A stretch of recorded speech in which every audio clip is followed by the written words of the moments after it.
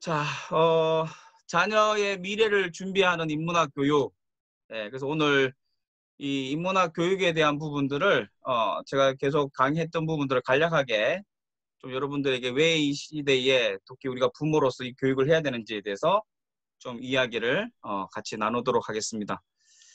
자, 우리 뭐 목소리는 지금 다들 제가 집중하려고 음소거를 다 해놨기 때문에 켜지지 마시고요.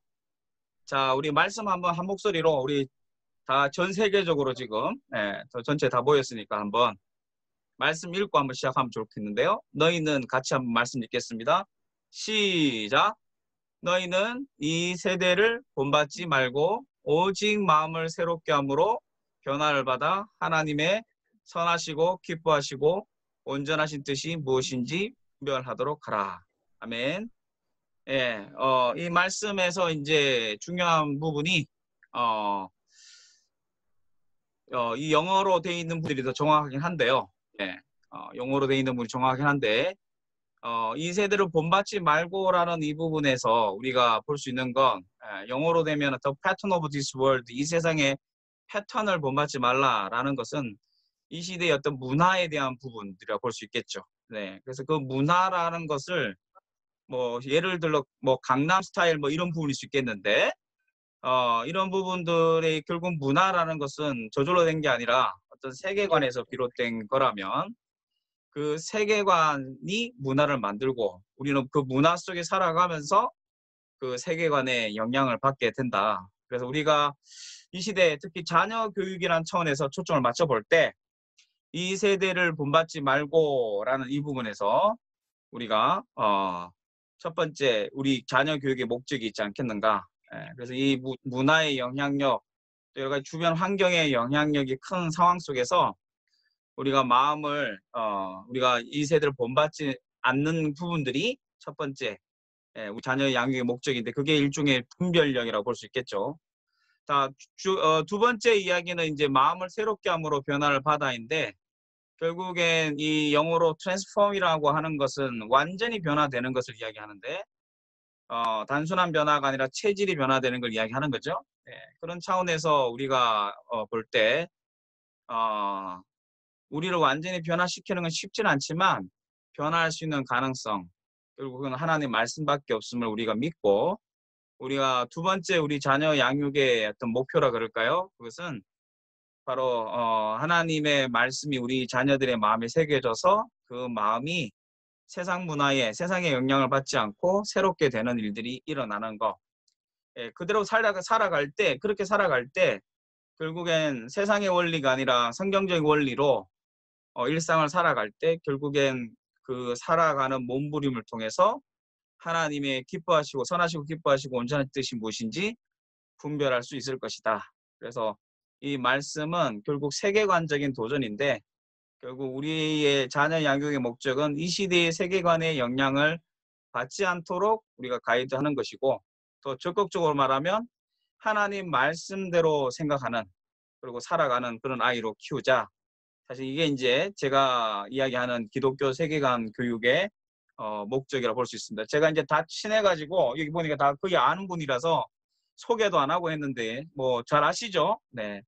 하여튼 제가 하고 있는 사역이 이제 기독교 세계관을 다음 세대에게 가르치는 그 일을 좀 하고 있기 때문에 이름에도 보시 CTC 기독교 세계관 교육센터에 사역을 하고 있기 때문에 이 부분을 저 사명의 말씀으로 여기고 그렇게 사역을 하고 있습니다. 자, 그다음에 이제 이 말씀을 붙들고 이제 강의를 좀 하려고 하는데 지금 상황에서 이제 우리가 인문학 시대다. 지금 많은 부분에서 인문학에 대한 열풍을 많이 이야기를 하고 있다. 우리가 이제 이렇게 이야기할 수 있겠죠. 이거는 뭐 당장 최근의 얘기가 아니라 한국에 살아가면서 이제 계속 그 뭐 한 10년 넘게 인문학에 대한 관심들이 점점 늘어나고 있다. 뭐 이렇게 우리가 이야기할 수 있습니다. 그래서 이제 이런 부분에서 입시라든지 또 취업이라든지 이런 부분에서 계속 이제 인문학에 대한 부분들을 계속 이야기하고 있고요. 그래서 점점 앞으로 뭐 이렇게 뭐 바칼로레아라는 프랑스 시험을 뭐 이렇게 전 세계적으로 뭐 도입을 한다든지 일본도 지금 그렇게 하고 있는 걸 알고 있고 또 우리도 아마 그런 인문학에 대한 관심들을 공교육에서도 계속 관심을 보이고 있고 그래서 이것이 대학을 지나가는 문제, 실질적인 문제에도 또 취업 문제에도 이 인문학이란 열풍이 단순히 그냥 하나의 열풍으로 끝나지 않고 우리 아이들 교육에도 이미 영향을 주고 있고 또 앞으로 더 영향을 줄 것이다 이렇게 볼 수 있겠죠. 자, 그 다음에 이제 여기 보시면 또 재미있는 이 신문 스크랩인데 이런 예가 있습니다. 뭔가 하면은 어떤 철학가 교수님이 이제 인문학 교육이 열풍이 일어나니까요. 철학가 교수님 한 분이 무슨 철학 강좌 이렇게 해서 그 똑같은 교수님이 철학 강좌를 열었는데 생각보다 이렇게 많이 올 줄 알았는데 거의 사람들이 참여를 안 해가지고 그 강의가 제대로 안 됐다는 이야기가 있는데요. 근데 이제 재밌는 건 똑같은 교수님이 똑같은 강의를 하는데 철학 강좌로 하지 않고 인문학 강좌다라고 이야기를 하니까 사람들이 모집이 되더라 이 말입니다. 이 재밌는 이야기인데 이 철학이라는 것이 중요한데요. 굉장히 철학 그러면 굉장히 어렵고 딱딱하고 별로 밥 먹고 사는데 별로 도움이 안 될 것 같은 이야기로 우리가 이해를 할 수 있는데 근데 똑같은 그 내용이 다른 말이 인문학인데 왠지 인문학 그러면 사람들의 마음이 그 단어만 들어도 굉장히 관심 가는 그런 주제가 되더라. 참 아이러니한 거죠. 그래서 인문학의 열풍은 늘어나는데 저는 이제 학부에서 철학을 공부했기 때문에 더 이게 피부에 와닿지만 많은 경우에 그 학부의 철학 강의가 이제 철학 학과조차도 뭐 폐강 정도가 아니라 학과도 없어지는 그런 분위기. 그래서 소위 말해서 인문학의 문사철이라고 이야기하는 이런 부분들이 결국 취업이라는 현실 문제 때문에 폐강되거나 아니면 학과 자체가 없어져가는 아마 이게 앞으로 지금 대학교 운영하는 것이 더 힘들면 결국엔 이런 학과들이 우선적으로 더 밀리지 않겠나 이런 생각이 듭니다. 자, 아이러니하죠. 인문학에 대한 열풍은 점점 늘어나는데 이런 인문학의 원리가 되는 이런 학과들은 별로 관심이 가지 않는다. 그래서 이것을 이제 인문학의 위기다 이렇게 이야기도 할 수 있겠죠. 자, 그런데 이제 철학이라고도 이야기를 하지만 아까 분위기에서 그런 부분 별로 인기가 없는데 인문학 그러면 가서 사람들이 이제 관심을 가지고 열풍이 일어나게 된 원인이 어디 있을까? 어떤 철학가 교수님이 강의를 잘해서 그런 열풍을 일으킨 게 아니라 바로 우리가 잘 알고 있듯이 스티브 잡스라든지 이런 회사 기업의 이제 CEO들이 바로 자기의 어떤 그 프로덕트 제품을 만드는데 단지 좋은 기술로 컨텐츠를 만드는 걸로 끝나는 것이 아니라 그 기술과 더불어 그 기술에 통합되는 그 아이디어 다른 말인 리버럴 아트라고 되어 있는데 인문학적인 그 통찰력과 그 테크놀로지 기술을 통합해서 어떤 결과물들을 만들어내니 결국 CEO라는 것은 회사를 운영하는 차원이니까 제일 중요한 건 뭐겠습니까? 이윤이 많이 나더라 이게 중요한 거죠 사실은. 사람들에게 영향을 주는 것도 중요하지만 이 기업의 운영적인 차원에서 테크놀로지만이 아니라 바로 리버럴 아츠와의 인티그레이션 통합이 돼야지만이 결국엔 좋은 제품도 되고 이윤도 추구되고 사회에 영향을 주더라. 그래서 이 기술과 인문학의 통합을 이야기하면서 굉장히 그 파장을 일으켰던 대표적인 인물이 이제 스티브 잡스라고 볼 수 있겠고요. 그래서 이 사람은 기술뿐만 아니라 인문학을 결합하기 위해서 자신은 노력했다. 그 다음에 여러분 마크 주크버그라고 들어보셨죠? 페이스북을 창시했던 만들었던 이 마크 주크버그라는 이 사람도 결국엔 그 고등학교인가요? 아마 미국의 그 인문학 고전만을 가르치는 그 학교의 사립학교의 출신이라고 알고 있는데 그래서 이런 기술자들이 결국엔 CEO들이 결국 인문학적인 소양과 결합해서 엄청난 결과물들을 만들어낸 거 이게 사실 자본주의 시대의 이런 수익 부분도 그냥 의미가 있는 삶 이 정도가 아니라요. 굉장히 현실적인 유익이 있는 삶을 사는데 도움이 되는 게 인문학이다. 굉장히 실용적인 접근으로 사람들이 인문학에 관심을 가지고 있는 것을 볼 수 있습니다. 자, 그런 가운데 이제 인문학이 뭔가를 잠깐만 우리가 이제 설명을 하면 이렇습니다. 제가 인문학에 대한 정의 중에서 제일 괜찮다라고 생각하는 정의가 이 최진석 교수님의 인간이 그리는 무늬, 인문이라는 것을 인간이 그리는 무늬라고 이제 해석을 하는데, 이 인간이 지금 인류 역사 속에서요, 오랫동안 인간이 만들어낸 결과물들, 특히 뭐가 있을까요?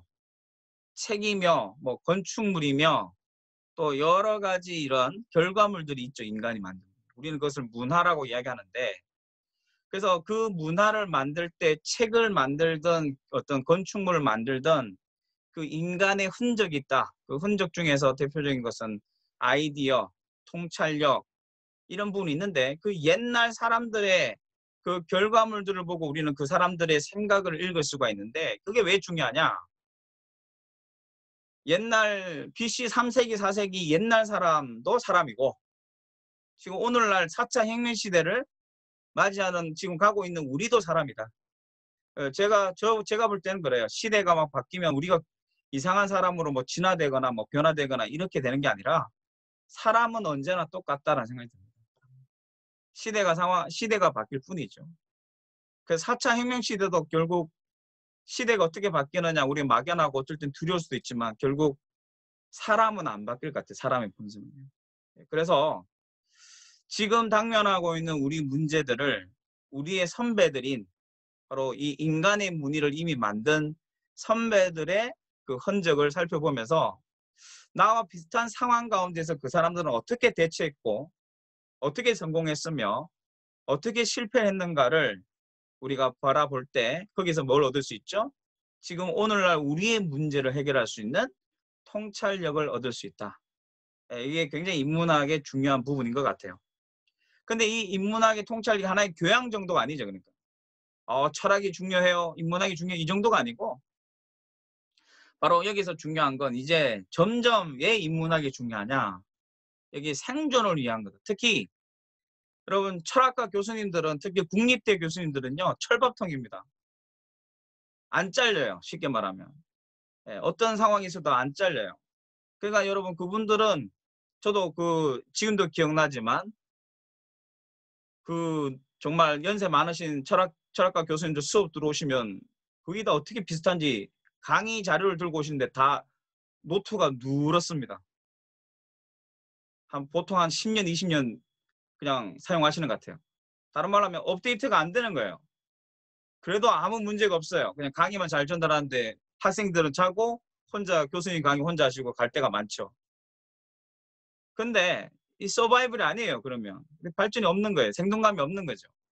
근데 이제 아까 CEO들이 인문학에 관심을 가진다는 건 회사라는 건 언제 망할지 모릅니다. 하나 성공한다고 또 계속 성공이 보장되는 것도 아니에요.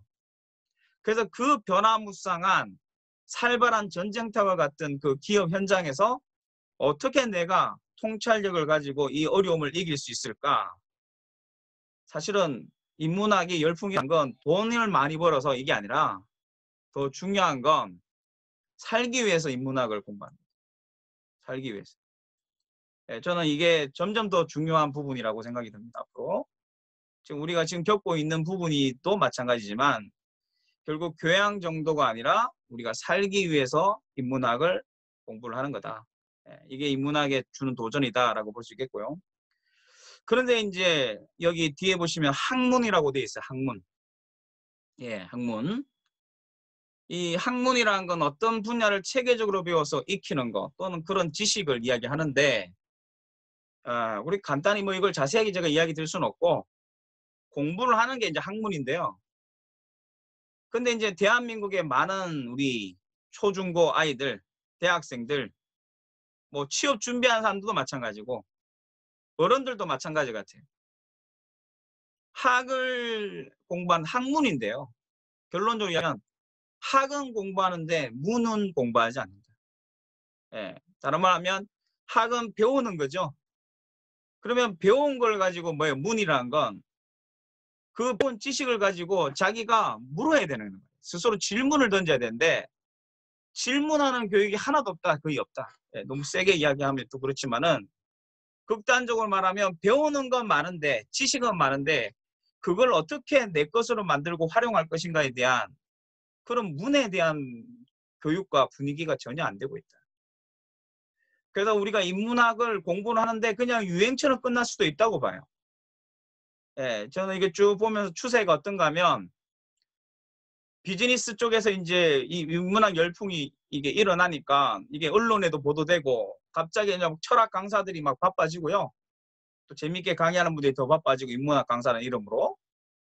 그리고 이게 어디로 흘러가는가 하면 도서관으로 많이 가더라고요. 도서관. 제가 살던 도서관도 굉장히 인문학에 대한 것들을 많이 하면서 제가 웬만한 분들은 저희 그 도서관에서 웬만한 인문학 강사는 다 만났습니다. 거의 한 학기에 거의 한 6학점 정도 들을 정도로 우리 아이들하고 홈스쿨링 하면서 우리 큰애들하고 같이 강의를 들은 적이 있습니다. 근데 엄마들이 그렇게 많이 와요. 엄마들이. 예, 인문학 그 도서관에 하는 인문학 학생들 대부분은 다 엄마들 같아요. 근데 안타까운 건 엄마들이 좋긴 한데 열심히 공부하시는데 이게 제일 필요한 게 저 같으면 우리 애들도 직접 제가 데려갔지만 자꾸 자기들 공부하면서 너무 좋으니까 애들이 생각나야 될 텐데 애들에게 이걸 먹어야지 이런 분들이 많지 않은 것 같아요. 그냥 자기를 위한 어떤 인문학 같아요. 많이 느낌.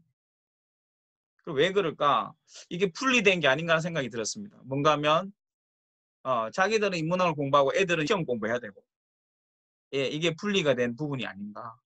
아무튼 우리 이 분위기 속에서 배우는 거는 우리나라 참 열심히 배우는데 스스로 이 배운 걸 가지고 질문하는 게 너무너무 안 돼 있다. 그래서 학은 있으나 문은 없다. 이런 차원에서 인문학을 제대로 우리가 영향을 받을 수 있을까?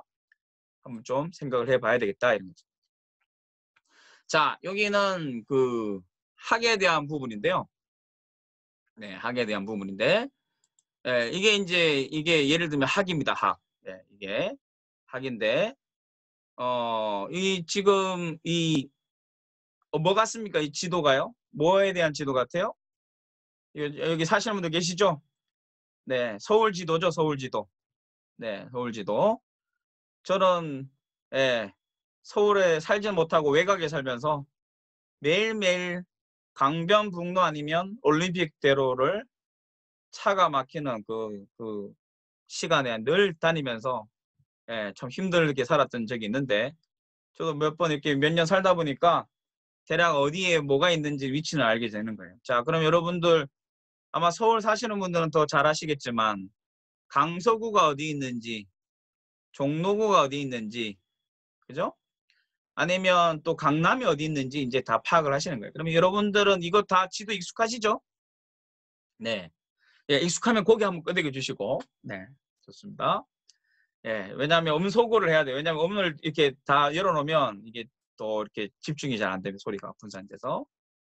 근데 이게 학이에요. 지금 배운 게 학이에요. 그럼 무는 뭐냐? 이걸 내가 배웠으면 내 걸로 한번 써보는 거죠. 좀 쉽게 예를 들면 나는 이렇게 음식을 좋아해요. 먹는 걸 좋아해요. 그러면 이 먹는 걸 가지고 이렇게 한번 해볼 수 있겠죠. 냉면을 좋아한다. 그래서 서울 지도를 가지고 내가 냉면 맛집 지도를 한번 만들어 보는 거예요. 예. 혹시 이걸 들으시면서 야 이거 좋은 지도다. 나도 냉면 맛집 지도 만들어야지. 이러면 이미 늦었습니다. 이미 만들어 놓은 분이 계세요. 그러니까 이제 여러분들이 다른 사람들의 이런 문의들을 배우면서 여러분의 것으로 독특하게 문을 하면서 물어보면서 질문하면서 여러분 걸로 이걸 만들어야 되는데 지금 많은 사람들이 이런 분위기 아니다. 특히 우리 자녀들이 학은 많이 하지만 입시를 위해서 문은 전혀 할 수 없는 그런 상황 가운데 아이들이 자라고 있다. 예. 근데 미래에 더 이게 중요하다는데 문이요. 이런 차원에서 우리가 학문에 대한 균형을 잡는 거 이것도 우리가 인문학에 대한 중요한 도전이다라고 볼 수 있겠죠. 자, 제가 이 그림을 보여주는 건 이거 뭐 같은지 모르겠으면 뭐가 생각나시는지 모르겠어요. 이거는요. 우리 뭐 세월호 연상도 되시겠지만 세월호가 아니고 바다의 풍랑을 맞아서 예, 이제 배가 자초되는 침몰하는 그런 모습이죠. 자, 우리 이런 부분들도 있습니다. 이런 느낌처럼 이 자체가 하나의 절망인데, 그죠? 네, 이게 절망인데 혹시 이 사진을 기억하십니까? 혹시 이 뭔 사진일까요? 이 성수대교 붕괴 사건. 아마 이거 아마 경험하신 분도 아마 이게 생생하게 기억하시는 분도 아마 있으실 거예요. 예, 이런 일들이 배만 자초되는 게 아니라 배가 자초되는 느낌처럼 우리에게 이런 경험들이 참 많다라고 볼 수 있겠죠. 자, 이거 얼마 안 됩니다, 이거. 그 다음 또 일어난 게 이거예요.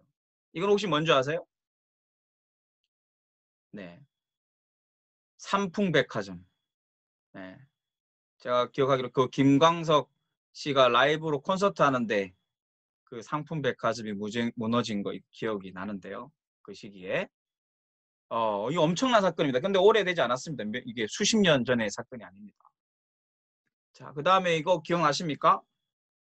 IMF 때 이런 상황들. 예, 참 대한민국 사람들 대단해요. 예, 그렇게 힘든데 자기들 다 이렇게 꿈쳐두었던 금들 다 내가지고 나라 살리겠다고. 예, 아마 이런 여러 가지 이 경험들이 아마 지금 오늘날 우리가 코로나 바이러스를 그나마 전 세계적으로 잘 버틸 수 있는 뭐 긍정적으로 말하면 내공이 쌓인 게 아닌가 이런 생각도 들기도 하고요. 자, 아무튼 이런 상황에서 또 우리 잊을 수 없는 사건이 있습니다. 이제 곧 또 이 시기가 오죠. 세월호 침몰 사건. 그러니까 지금 외국에 사는 분들은 우리 저기 오타와에 있는 우리 김경욱 목사님이나 우리 저기 미국에 뉴욕에 계시는 남재희 사모님이나 뭐 어떠신지 모르겠지만 이 대한민국에 살면서요 어떤 느낌인가 하면 다른 나라 한 100년에 터질 게 1년에 다 몰아서 터지는 나라가 대한민국 같습니다. 정말 정신없이 매일매일 정신없는 이런 상황 가운데 점점 사람들이 위기와 절망 속에 이제 빠지게 되는 거죠. 자, 그러면서 또 이 사건, 이 촛불 집회하는 장면들, 이런 모든 변화들이 급속도로 어떤 급격한 변화들이 이 최근 근현대사에 너무나 많이 일어나고 있다. 이런 부분들이고요. 그 다음에 최근에 이런 부분, 사스, 메르스, 신종 코로나 바이러스 계속 일이 터집니다. 맨정신으로 보면은 너무너무 심각해요. 제가 볼 땐 그래요. 저는 대한민국에 사는 게 이게 맨정신으로 살 수 없는 것 같아요. 근데 우리가 여기서 볼 때 아고 힘들다. 너무 힘든 나라야. 세상이 점점 더 힘들어져. 이거보다도 우리가 이 이제 강의를 관심 있어서 들으러 오신 분들은 더 아마 공감을 하시겠지만 그 이면에 어떤 뭐예요? 어떤 위기, 절망, 어떤 정신적인 어떤 지지대가 약해져 가는 부분들 이런 것들을 좀 볼 수 있었으면 좋겠다. 이런 이야기를 좀 드리고 있는 거고요. 자, 이것을 이제 아포리아 시대라고 이야기합니다. 아포리아. 아포리아라는 부분은 그리스에 있는 사람들이 이제 섬이 많으니까 그 바다에 배를 타고 많이 가다가요. 섬이 많으니까 이렇게 사고가 더 많이 나는 거예요. 그래서 어떨 때는 풍랑이 만나면 겨우겨우 살아서 오는데 아무리 노력해도 더 이상 이제 희망이 없다. 이게 이제 절체절명의 위기라고 이야기하죠. 이것은 길 없음의 상태, 어떤 것도 할 수 없는 상태, 위기보다 더 심각한 상태. 사실은 이것을 우리는 아까 그 사진들 보셨지만 그 사진들 하나하나가 다 이런 아포리아의 연결고리라고 봅니다. 근데 이럴 때 사람들은 단장의 고통, 이 단장이란 게 뭐예요? 장을 끊어지는 듯한 그 고통을 느끼면서 살아간다. 이게 이제 우리의 고통인데 이게 지금 퍼져서 이제 뭐예요? 전 세계가 지금 코로나 때문에 바로 이런 정말 출구가 없는 돌파구가 없는 더 암흑으로 빠져들어가는 시대 속에 지금 우리가 현재 진행형으로 살고 있다라는 거죠. 자, 옛날에도 이런 게 있었다. 인간의 무늬로. 혹시 이 그림은 어떤 그림인지 아시겠습니까? 예, 혹시 이 그림 보실 수 있는 모르겠는데요. 가운데 저기 손가락 이렇게 있는 분이 누굴까요? 잔을 하나 이렇게 하네요. 뭐 한 잔 더 이런 것 같은 느낌이에요. 근데 한 잔 더가 아니고 독배를 마시는, 독배를 마시는 바로 소크라테스죠. 소크라테스의 죽음을 여기서 이야기를 합니다. 자, 그런데 소크라테스가 죽는 건 아우 훌륭한 사람 한 명 죽었다 이게 아니라 다른 사람들은 다 슬퍼하지만 특히 더 이것을 어떤 시대적인 흐름으로 바라봤던 사람이 바로 맨 왼쪽에 있는 그 나이 많은 고개 푹 숙이고 있는 그 노인. 이 사람 우리가 주목해야 되는데 이 사람이 누굴까요? 바로 소크라테스의 제자인 플라톤이라고 볼 수 있겠죠. 플라톤. 그래서 이 플라톤의 슬픔은 아우 사랑하는 스승이 돌아가셨어요라가 끝나는 게 아니라 바로 스승의 죽음은 바로 그리스 정신의 위기다라고 이제 파악을 하고 이걸 어떻게 대처할 것인가, 이 아포리아를 어떻게 대처할 것인가, 이 절망을 어떻게 대처할 것인가 그 후로 고민을 많이 하면서 우리에게 알려진 대표적인 인물이 바로 플라톤이라고 볼 수 있겠죠. 자, 이 그림도 유명한 그림인데요. 간략하게 말씀드리면 우리가 다들 어디 사는가 하면 저 땅속에 산단 말이에요. 땅속에. 그래서 태어날 때부터 우리가 바라보는 건 실체예요, 그림자예요. 그림자를 바라보고 있죠. 그러니까 태어날 때부터 그림자를 바라보니까 어떻게 해요? 그림자가 진짜인 줄 아는 거예요. 근데 어떤 한 사람이 이게 아닌 것 같아. 뭔가 이렇게 직감적으로 이것에 대한 부족함을 느끼고 계속 새로운 시도를 하면서 땅 위로 올라가니까 와우. 진짜 태양이 있고 진짜 세계가 있는 걸 보고 너무나 감격스럽고 당황했겠죠. 그래서 마음껏 그 자유를 누리고 그러다 보니까 어떤 일이 생깁니까? 혼자 누리기는 너무 안타까운 거예요. 그래서 사명감을 가지고 다시 내려가서 중요한 건 그 그림자를 진짜라고 바라보는 사람들한테 당신들이 바라보는 건 그림자입니다. 진짜는 저기 바깥세계에 있습니다. 라고 이야기를 하면 어떻게 반응해야 되겠습니까? 아, 그래요?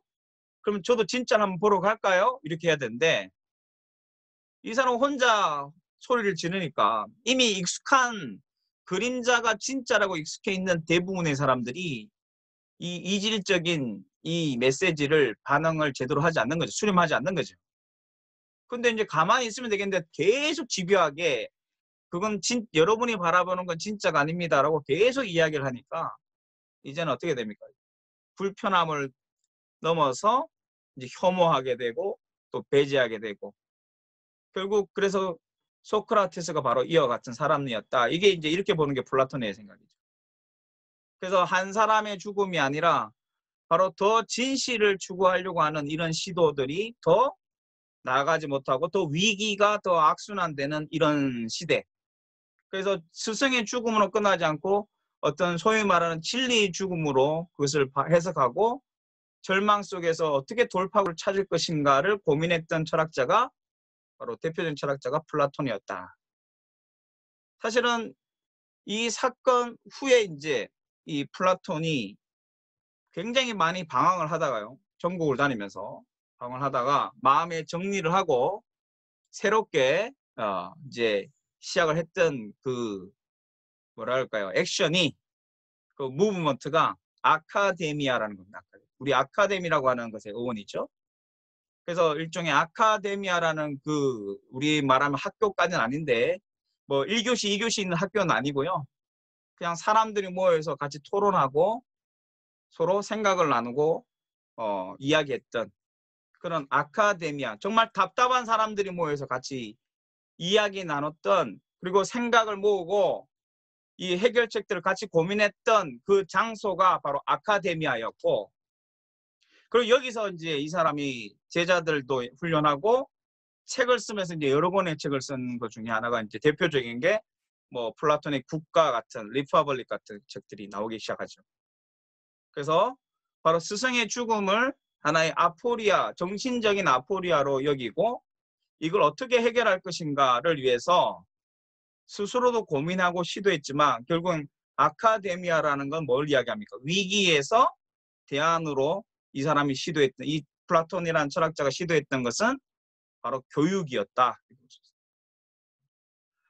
그러니까 지금 희망은 우리에게 곰곰이 따지면 우리 한국교회도 그렇고, 우리 지금 다 한국교회를 다니고 있지만 우리의 미래 상황도 그렇고, 뭐 희망을 이야기하기는 너무 좀 쉽지 않은 상황인 것 같아요. 진짜 뭐 어떻게 보면 아포리아의 시기에 우리가 살고 있다고 볼 수 있겠죠. 근데 이런 상황에서 바로 우리가 해야 될 최선이 뭔가, 이 시대를 제대로 그냥 아우 힘들다, 아우 빨리 코로나 끝나면 좋겠다, 이 정도도 우리가 필요하겠지만 더 깊게 지금 이 시대의 흐름이 어떤가를 우리가 파악하면서 우리가 어떻게 또 이것을 돌파구로 나갈 것인가를 하나님의 지혜를 구하고, 그리고 새로운 변화를 위해서 우리가 더 집중해야 되는 것은 바로 우리가 도전받는 것은 교육이 아니겠는가, 이런 생각이 들고, 특히 선생님도 아니고 목회자도 아니고 다른 일반 어른도 아니고 부모의 입장에서 바로 우리 아이들이 살아갈 미래를 생각할 때 더 우리가 이 플라톤과 같은 심정으로 시대를 바라보고 또 우리 아이들 교육에 더 집중해야 되는 시기가 아니겠는가. 자, 이런 맥락으로 옛날만 아프리아가 아니라 우리 인류 역사는 거의 매 순간 매번 아프리아 시대가 아니었는가. 그런데 지금 느끼는 이 코로나19의 이 상황은 더 우리가 이 아포리아를 더 많이 깊게 전 세계 사람들이 지금 경험하고 있는 이런 상황 가운데 있다. 이렇게 볼 수 있겠죠. 자, 그래서 이 아포리아 시대의 인문학에 대한 부분 한번 생각해 볼까요? 지금 브레인스토밍을 계속 좀 하면서 제가 시대적인 상황을 좀 이야기하면서 그것이 자연스럽게 인문학 교육의 어떤 중요성들을 좀 부각하는 그런 이야기로 지금 여러분들에게 좀 편안하게 이야기를 하고 있습니다. 자, 우리가 두 번째 볼 수 있는 어떤 상황들은 입시 사교육에 대한 부분이죠.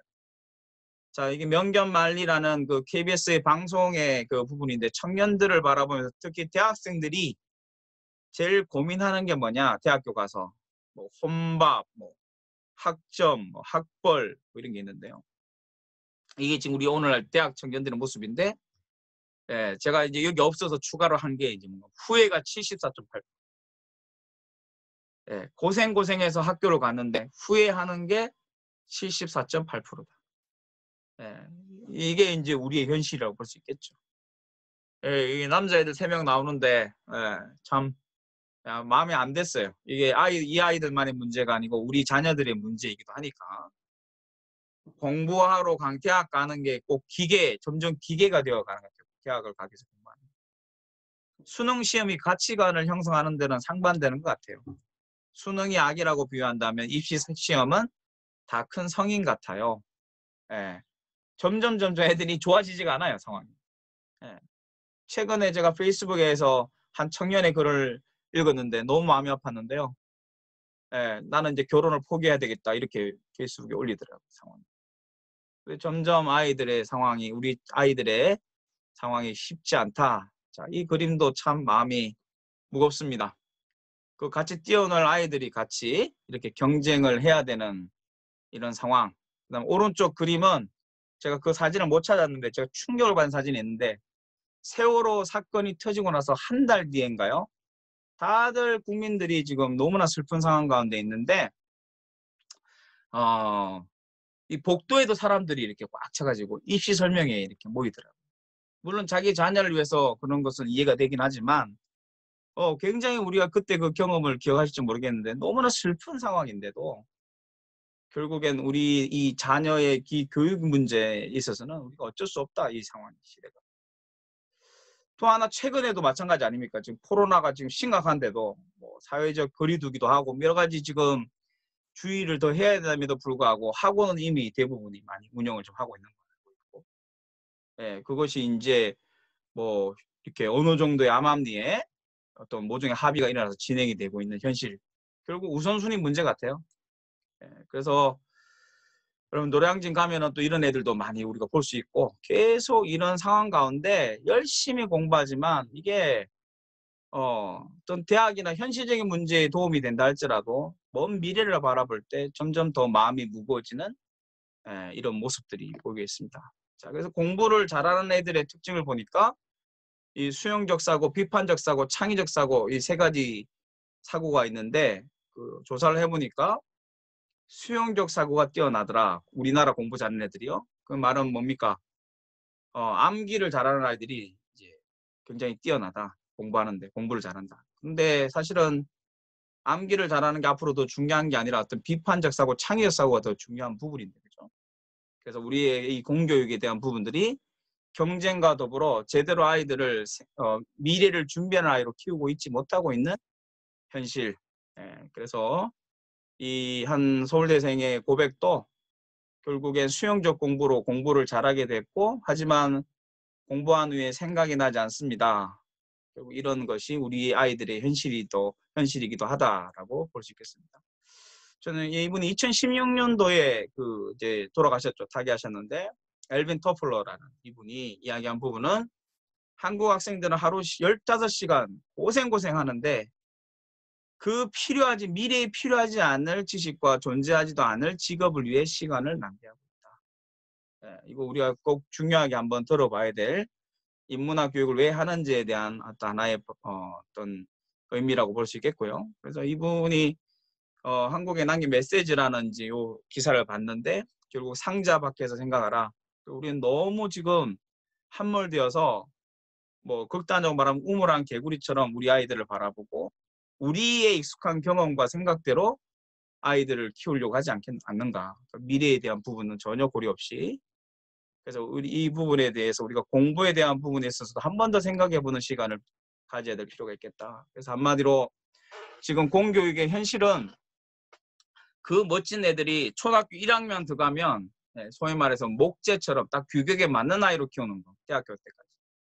이게 공교육의 어떤 하나의 목적이고 흐름이라면 우리 부모는 적어도 우리의 속된 말로 영안이 소위 말해서 영안이 열려서 다른 말로 하면 우리 자녀들을 기독교 세계관으로 바라봐서 모두가 아이들을 우리가 규격화된 목재로 바라볼 때 우리는 그것에 대해서 노할 수 있어야 되고 자세히 보면서 우리 아이들을 바로 그 아이들 속에 있는 내재되어 있는 하나님께서 독특하게 만드신 그 결들을 보는 눈 그리고 그 결들을 바라보고 그 결들을 혹시 옛날 그 마루바닥 시골에 마루바닥 잘 닦으시면서 그 결이 더 생생해지는 거 경험하신 분이 있으신지 모르겠지만 결국 결을 보고 결을 닦는 작업을 도와주는 게 결국 부모들의 역할, 이 시대의 사명이 아니겠는가.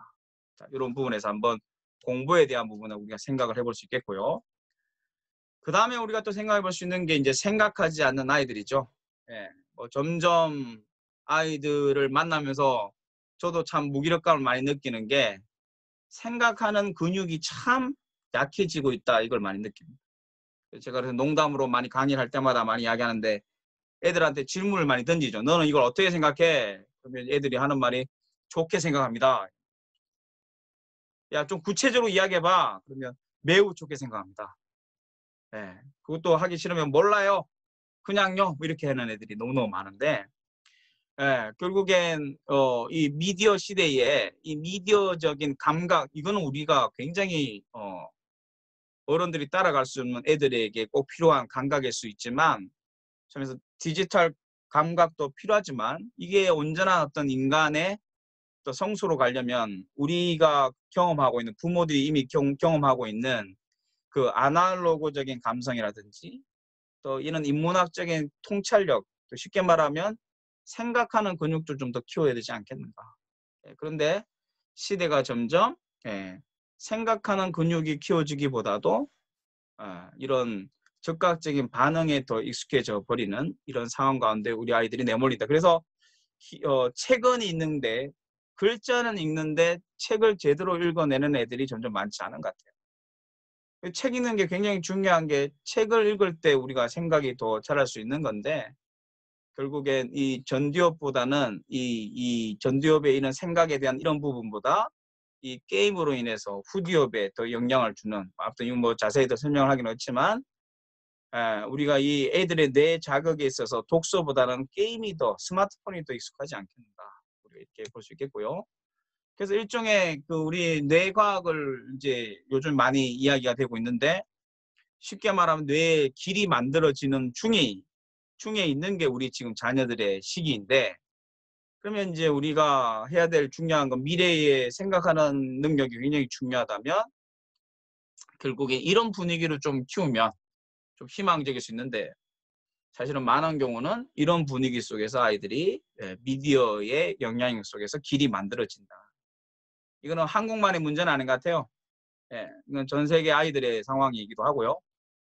제가 이제 그래서 저기 오른쪽 애들은 아이고 힘드니까 스트레스 풀려고 하지 뭐 이렇게 이해하는데 왼쪽 사진에 있는 애들 보면 그렇게 이뻐요. 마트에 가도 이런 애들이 있고요. 도서관에 가도 이런 애들이 있더라고요. 그러면 제가 너무 이뻐서 가서 뭐 읽고 있나 궁금해서 가보면 저만 그렇게 보는지는 모르겠는데 열의 여덟 아홉은 뭘 볼까요? 학습 만화를 보고 있더라고요. 참 이게 참 대안학교를 가도 그러더라고요. 제가 보니까 안타까운 상황이다. 자, 그래서 우리 부모들이 해야 될 게 이거 아닌가 싶어요. 아까 결을 보는 것처럼 우리 아이들에게 하나님께서 우리 아이들 마음속에 불씨를 하나씩 심겨주셨는데 우리 부모들은 영안이 열려서 이 불씨를 볼 수 있어야 되겠다. 그리고 불씨를 보는 자만 할 수 있는 건데 불씨를 보는 순간 어떻게 합니까? 바로 달려들어서 머리가 띵해질 정도로 후후 불어야 되는 거죠. 그래야지 불이 타오를까 말까 그럴 정도로 상황인데 우리 부모가 해야 될 역할이 바로 이게 아니겠나. 그래서 지금 아이들의 마음속에 불씨가 있는데 그것을 활활 타오르도록 돕는 역할이 우리 부모의 역할이 돼야 되겠다. 이게 이제 여러 가지 우리가 왜 인문학을 해야 되는가에 대한 이야기일 수 있겠습니다. 자, 마지막으로 이제 이 인문학의 필요성을 이야기하면서 미래에 대한 이야기를 잠깐 좀 이야기를 드리면 결국 이 책에서 또 잘 정리하고 있지만 미래 사회에 있어서도 우리 아이들의 상황이 지금 이 인문학적인 소양이 더 중요한 시대에 점점 인문학적인 소양이 준비되지 못하고 있는 현실이다라는 것을 좀 더 우리가 공감하면 좋겠습니다. 자, 지금까지 제가 이야기한 걸 간략히 정리하면 아포리아 시대가 점점 더 올 거다. 그러면 그것을 해결하는 일꾼 리더들, 특히 하나님 나라의 일꾼이 필요한데 그런 우리 자녀들을 하나님께서 그러한 아포리아 시대를 해결하는 하나님의 일꾼으로 사용하실 거다. 그러려면 우리가 이런 부분에서 준비들이 필요하지 않겠느냐라는 이야기. 그럼에도 불구하고 또 우리가 상황을 볼 때 아이들의 공부적인 현실들이 전혀 이런 인문학이 중요한데 인문학적인 소양을 갖출 수 없는 공부에 이 시스템의 한계라는 것을 우리가 볼 수 있어야 되겠고요. 그런 와중에 공부 아니면 이제 아이들이 스트레스를 풀고 여가를 즐기기 위해서 특히 이제 요즘에 코로나 바이러스 때문에 이제 얼마나 집에 다들 있는데 애들이 힘들지 않나요? 그래서 아마 더 많이 싸우는 게 아마 이 미디어 문제일 것 같습니다.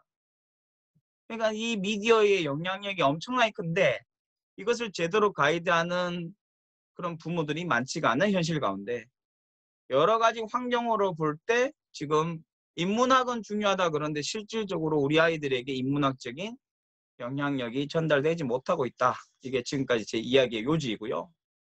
그럼 미래를 돌아보면 그럼 미래를 바라볼 때 그러면 어떤가를 바라볼 때 미래의 중요시 여겨지는 부분은 바로 어떤 지식, 많이 알고가 아니라 바로 창의성, 감성, 거시적 악모, 한마디로 이 개념 시대, 통찰력이 중요한 시대가 된다.